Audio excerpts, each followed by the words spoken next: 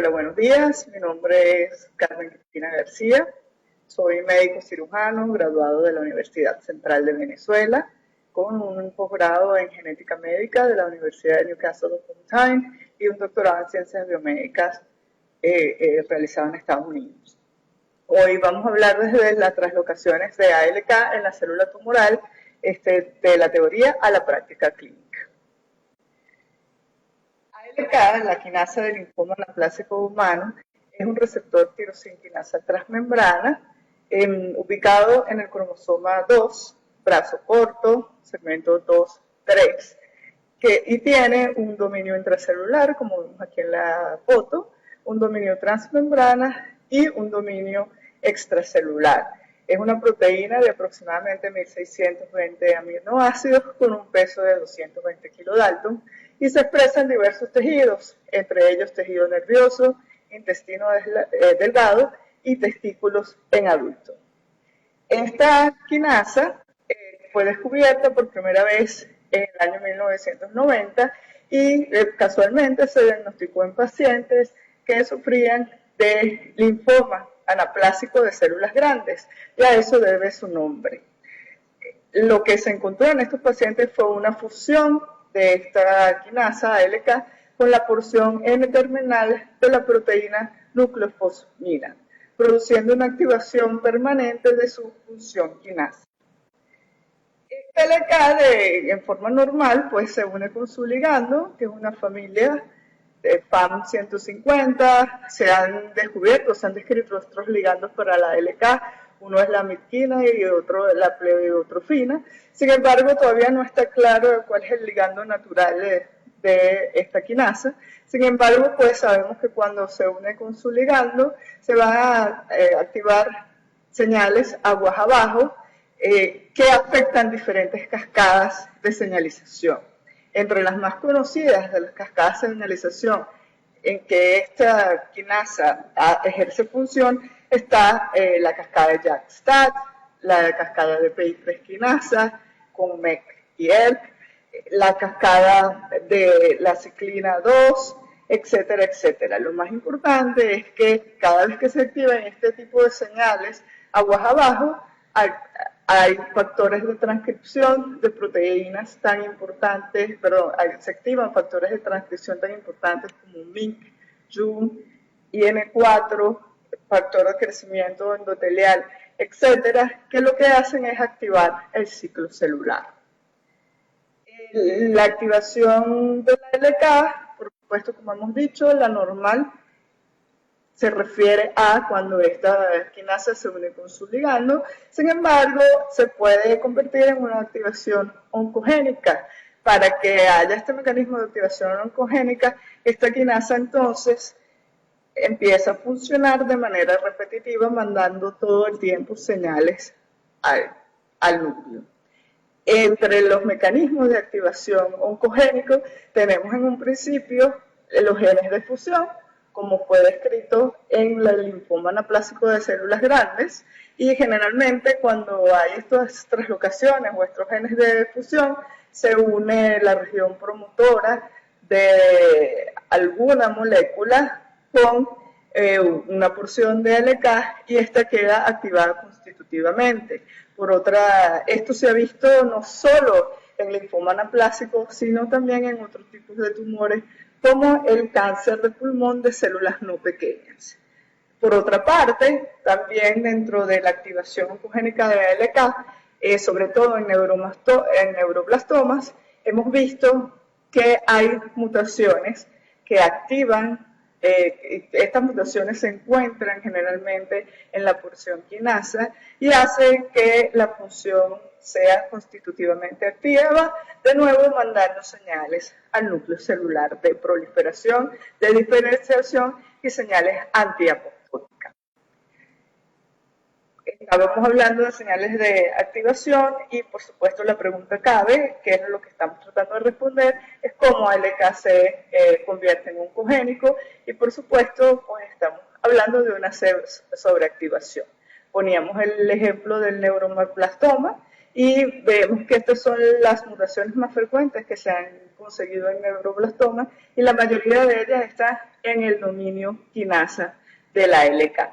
Acordémonos que el neuroblastoma es el tumor, un tercer tumor más frecuente en los niños menores de 1 año, afecta sobre todo la glándula adrenal, pero también se puede ver en el abdomen, muy cerca de la espina, en el tórax, en el cuello y en la pelvis. Estos niños con neuroblastoma producen 10 muertes por millón de habitantes, por lo menos en las referencias en Estados Unidos, en menores de 1 año, por lo tanto su tratamiento es bastante importante y relevante.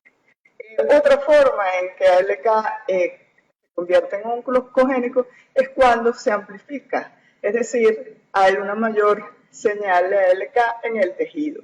Esta amplificación de ALK se ha estudiado tanto por FISH como por PCR en tiempo real, y aquí vemos la cantidad, el número de copias de ALK en los tejidos normales y el número de copias de ALK en tumores amplificados. La importancia o la relevancia molecular de saber si hay una amplificación o no de la quinasa es, por ejemplo, que en cáncer colorectal esta amplificación está asociada con un pobre pronóstico en esos pacientes. Y habíamos hablado pues que una de las principales formas en que ALK se convierte en oncogénico es cuando se fusiona con otros genes. Y esto se debe a translocaciones. Recordemos que el concepto de translocación es cuando el material genético de un cromosoma se une al material genético de otro cromosoma, como vemos acá en la figura, y lo que puede pasar es que el promotor de ese gen regule ahora la señal de, en este caso, la quinasa. Las translocaciones en ALK se han descrito en diversos tipos de tumores, ya hablamos de los tumores anaplásicos, pero también en los tumores miofibroblásticos y, por supuesto, en el adenocarcinoma de pulmón de no células pequeñas o de células no pequeñas. En este adenocarcinoma de pulmón, la translocación más frecuente es la EML4. La EML es una proteína asociada a microtúbulos y de nuevo hace que la transcripción o la señal promotora del EML4 active ALK en forma normal. Cuando se genera esta proteína de fusión, entonces, como hemos explicado anteriormente, ALK se vuelve oncogénica y comienza la proliferación. Esto es tan verdad que en ratones transgénicos, donde se ha expresado esa proteína de fusión ML4-ALK, se ha visto que se han desarrollado tumores, en especial cáncer de pulmón. Por lo tanto, el tratamiento de estas variantes de ALK o estas proteínas de fusión es ahora un paradigma para aquel subgrupo de pacientes en donde existen estas translocaciones. Es de hacer notar que la ML4-ALK no es la única proteína de fusión que se ve en carcinoma de pulmón de no células pequeñas, y aquí ya tenemos un gráfico con diversas proteínas, diversas fusiones que podemos mostrar. Ahora, no solo en esta neoplasia se ve estas fusiones, se han visto también en cáncer de mama, se ha visto en cáncer de colon, etcétera, y ya hemos nombrado que predominantemente en neuroblastoma lo que predominan son mutaciones. Sin embargo, también se han identificado delecciones y translocaciones en ALK que promueven la aparición de tumores en el retinoblastoma. Ahora, ¿cuál es el método de detección de esta proteína de fusión? Pues existen varios métodos. Uno es la hibridación fluorescente con FISH, la inmunohistoquímica, la PCR y la PCR multiplex, y por otro lado la secuenciación directa sobre todo cuando hay mutaciones. El mecanismo por FISH es el gold standard y todavía se usa para diagnosticar ALK. y básicamente cuando se utiliza FISH por separación del LK, se utilizan dos sondas y fíjense, cuando el LK está completo, pues estas sondas en los tumores normales se ven una al lado de la otra. Sin embargo, cuando LK se fusiona con otra proteína, hay una separación de las dos señales. Por lo tanto, hay un rearreglo en cómo se ven las ondas en estos tumores, siendo positivo el diagnóstico. Por supuesto, está la inmunohistoquímica y la PCR en tiempo real. El problema básico de la PCR en tiempo real es que uno debe construir primers específicos o oligonucleótidos específicos, y estos solo hibridan cuando se conocen las variantes a identificar. Por lo tanto, por PCR en tiempo real no vamos a poder identificar nuevas variantes. Otros métodos de detección que pueden estar en la palestra es el SISH, hibridación in situ cromogénica. En este caso se utiliza un microscopio estándar en campo claro y se ha encontrado una alta correspondencia con el FISH, y este método promete ser un poco menos costoso que usar las sondas fluorescentes. Ahora, ¿por qué es relevante conocer que un paciente tiene este tipo de variaciones en esta quinasa, en la LK? Fíjense, estos tumores con esta desviación tienen características clínicas, estos pacientes tienen características clínicas definitivas. Una de las que podemos ver es que se presentan en edades más tempranas, generalmente son pacientes no fumadores. Vemos aquí en los hábitos tabáquicos en pacientes asiáticos, en no fumadores, las variaciones en ALK representan el 8% de los casos. Sin embargo, podemos ver que efectivamente lo más frecuente todavía son las mutaciones en el factor de crecimiento epidérmico. Ahora, entre los fumadores, pues siempre el wild type es lo más frecuente, por lo tanto, pues no estamos estimando que el hábito de fumar todavía sea la causa más frecuente del cáncer de pulmón. Entre otras características clínicas de pacientes que presentan estas anomalías en ALK es que generalmente tienen CARRA salvaje, EGFR salvaje. Sin embargo, tienen metástasis en el hígado, puede haber derrame pericárdico, tienen un antígeno carcinoembriogénico normal y un patrón sólido en la tomografía. Ahora, las buenas noticias para estos pacientes, sobre todo los que presentan la translocación EML4-ALK, es que hay un aumento de la sobrevida. Es relevante que entonces, cuando se conoce los señales moleculares del tumor, pues se han empezado a desarrollar fármacos en base a estas alteraciones moleculares. Uno de los ejemplos que más llaman la atención es para la fusión BCR-ABL en leucemia mieloide crónica, donde tenemos fármacos como el imatinib. Por otro lado, cuando sabemos que hay un receptor que está sobreexpresado como el ER2, se ha buscado bloquear su señal vía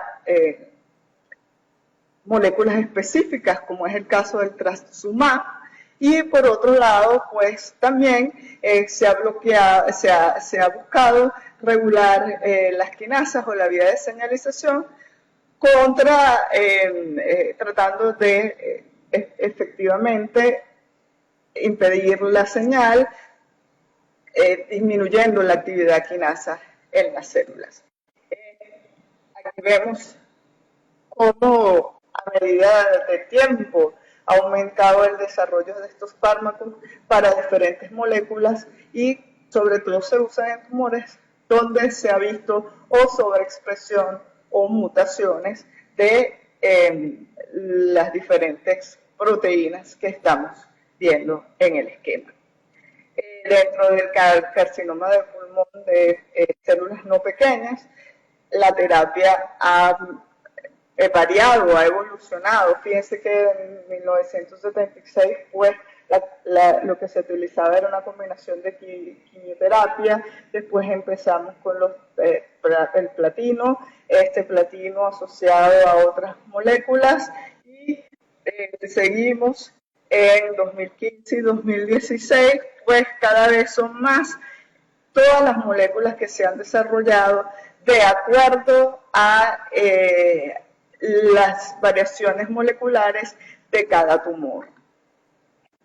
En el tratamiento de cáncer de pulmón de las células pequeñas, una de las revoluciones fue el tratamiento con crisitinib, que se vio una tasa de respuesta del 60% y una sobrevida libre de progresión de 8 a 10 meses. Y esto fue una evolución muy rápida, el medicamento se aprobó muy rápido dado a los beneficios que le traía a esos pacientes. También, pues, el índice de sobrevida fue claro lo que se encontró en este tratamiento. Sin embargo, lo que se ha visto a medida que se ha utilizado más estos fármacos es que comienzan a crear resistencia, y uno de los mecanismos de resistencia es que en el mismo, que se produzcan nuevas mutaciones en ALK, por lo tanto ya la molécula no puede ejercer su efecto, pero puede también emerger un segundo locus con mutaciones diferentes a ALK. Por lo tanto, la terapia combinada cada vez más puede estar ganando terreno.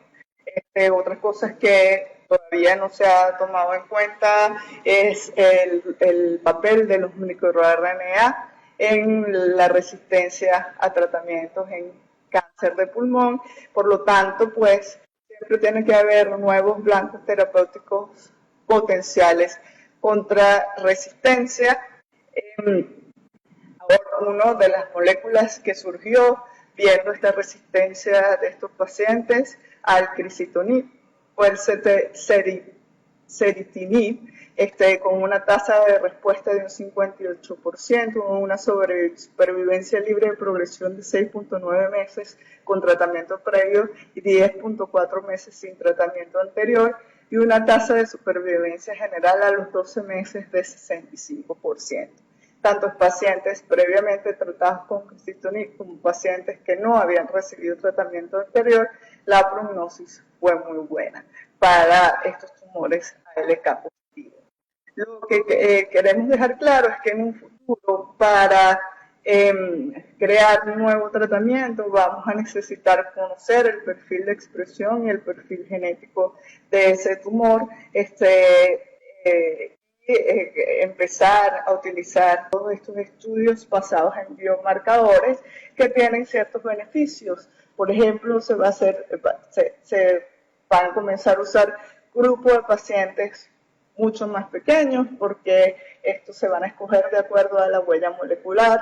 Esto va a representar que los fármacos sean menos tóxicos porque están atacando la vía señalización específica que está alterada. Va a haber un mayor porcentaje, o se va a esperar un mayor porcentaje de respuesta a los tratamientos, y por supuesto esto va a permitir que se desarrollen las moléculas más rápido, y no solo eso, sino que su aprobación para el uso clínico y terapéutico sea mucho más rápido.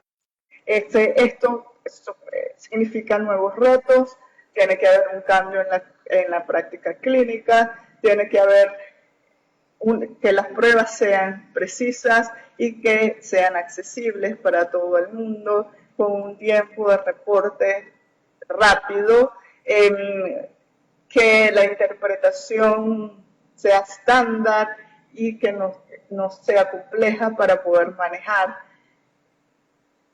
¿Cuáles son los pacientes que deben someterse a cada una de estas pruebas y cada uno de estos estudios? El tamizaje debe ser adecuado.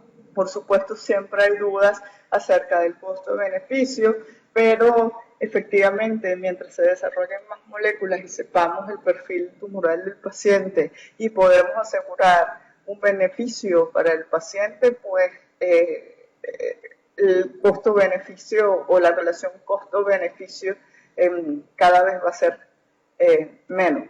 No siempre se puede demostrar un efecto positivo en la sobrevida del paciente, pero sin embargo, en los ensayos clínicos puede haber otros resultados relevantes. Bueno, muchísimas gracias. Espero hayan quedado un poco con la